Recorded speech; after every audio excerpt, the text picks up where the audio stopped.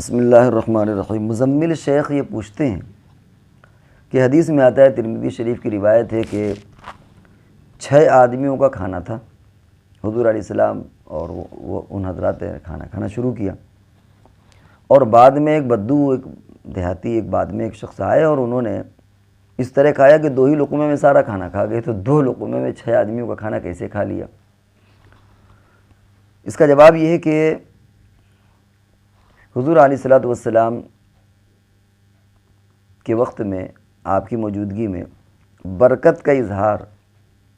اور بے برکتی کا اظہار بھی ہو جاتا تھا۔ بعد کے زمانے چونکہ ایک معجزہ یا کرامت کے قبیل سے یہ چیزیں ہیں، بعد میں ہمیں نہ برکت نظر آتی ہے نہ بے برکتی نظر آتی ہے، معنوی اعتبار سے وہ ہو جاتی ہے لیکن نظر نہیں آتی، لیکن حضور کے زمانے میں اس کا اظہار بھی ہو جاتا تھا۔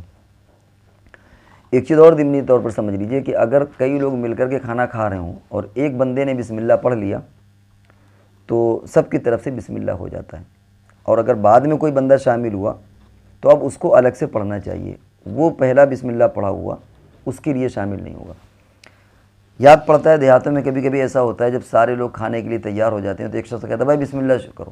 تو اگر اس میں کسی ایک آدمی نے بھی بسم اللہ پڑھ لیا تو سارے لوگوں کی طرف سے وہ بسم اللہ ہو جاتا ہے۔ اب کوئی بندہ اگر بعد میں آیا تو اس کو بسم اللہ پڑھنا چاہیے، اگر بسم اللہ نہیں پڑھے گا تو بے برکتی ہو جائے گی۔ چنانچہ یہی ہوا، وہ بندہ آیا، انہوں نے بغیر بسم اللہ کے شروع کر دیا اور 2 لقمے میں کھا لیا، تو حضور علیہ السلام نے فرمایا کہ بھائی یہ صاحب جو بعد میں آئے تھے انہوں نے بسم اللہ نہیں پڑھا، اس لیے بے برکتی ہوئی، اس کا اظہار اللہ تبارک و تعالی نے کرا دیا۔ اب مسئلہ ہے کہ جس طریقے سے برکت کا اظہار ہوا تھا آپ کے زمانے میں، معجزات کا اظہار ہوا کہ ایک ہانڈی میں سینکڑوں لوگوں نے کھانا کھا لیا، ایک روٹی تھوڑی سی ہے اس میں سینکڑوں لوگوں نے، ایک دودھ کا پیالہ بہت سے لوگوں نے پی لیا، یہ معجزہ بھی ہے اور برکت کا اظہار بھی ہے۔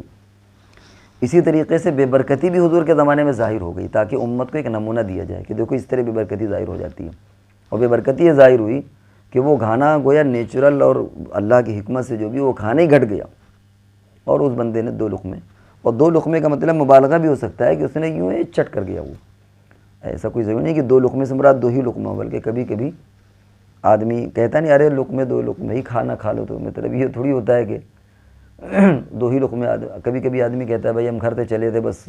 2-4 لقمے کھا کے چلے تھے، حالانکہ وہ پیٹ بھر کھا کے چلا تھا، تو کبھی 2 لقمے سے مراد یہ ہوتا ہے واقعتاً 2 لقمے، اور کبھی 2 لقمے سے مراد یہ ہے کہ جلدی سے وہ چٹ کر گیا۔ تو دونوں ہی باتیں ممکن ہیں، اگر جلدی سے چٹ کر گیا تو 6 آدمیوں کا کھانا ایک بندہ کھا گیا، یعنی اس میں حسی اعتبار سے، دیکھنے کے اعتبار سے، مشاہدے کے اعتبار سے اس میں کمی آ گئی کھانے میں۔ اور اگر 2 لقمے بھی مراد لے لیں تو اس کا بھی وہی مفہوم ہو جائے گا کہ کوئی حسی اعتبار سے کمی ہو گئی، اور یا یہ کہ اس بندے نے اس کھانے کو کھا لیا۔ تو بہرحال 2 لقمے سے مراد